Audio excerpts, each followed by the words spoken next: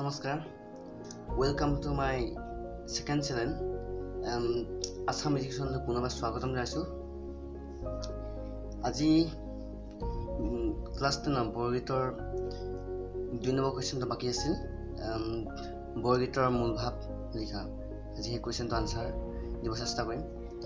Video চাই থাকা। কোৱেশ্চনটো এই 2 নম্বৰ কোৱেশ্চনটো বৰগীতৰ মূল ভাৱ লিখা। ইয়াৰ আনসাৰটো হৈছে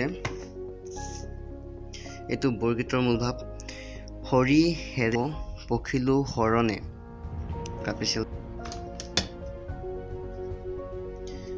হৰি হেৰে বাপো পখিলো হৰণ বৰগীতটি মহাপুৰুষ শ্ৰী শ্ৰী মাধৱদেৱৰ পৰমেশ্বৰ হৰিৰ প্ৰতি নিস্পৃহ দাক্ষ ভক্তি অনুপম কাব্যিক প্ৰকাশৰ উৎকৃষ্ট নিৰ্দেশন।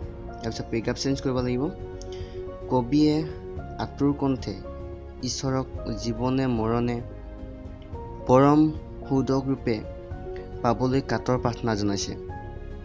তাৰপিছত আকৌ পেৰাগ্ৰাফ চেঞ্জ কৰিব লাগিব।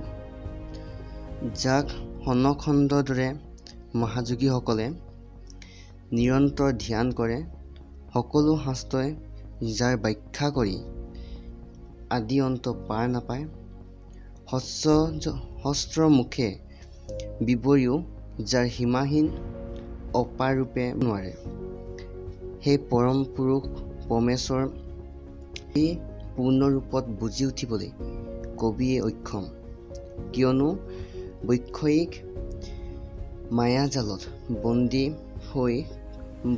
মায়াজালত কবি বন্দী হৈ আছে।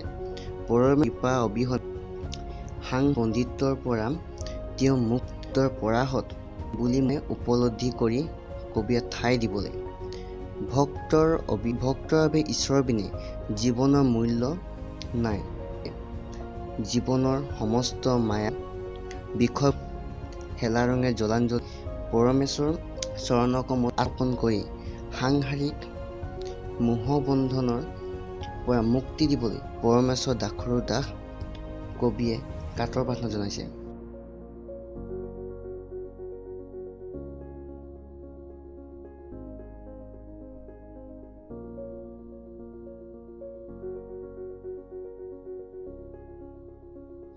আজি অকল মূল ভাৱটোৱে আনসাৰ দিব চেষ্টা কৰিলোঁ আৰু আজি ভিডিঅ'টো এটা সামৰণি মাৰোঁ।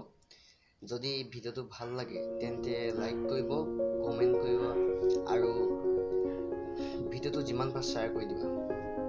ধন্যবাদ। জয় অসম। ইয়াৰ পিছৰ ভিডিঅ' আকৌ লগ পাম। Bye bye.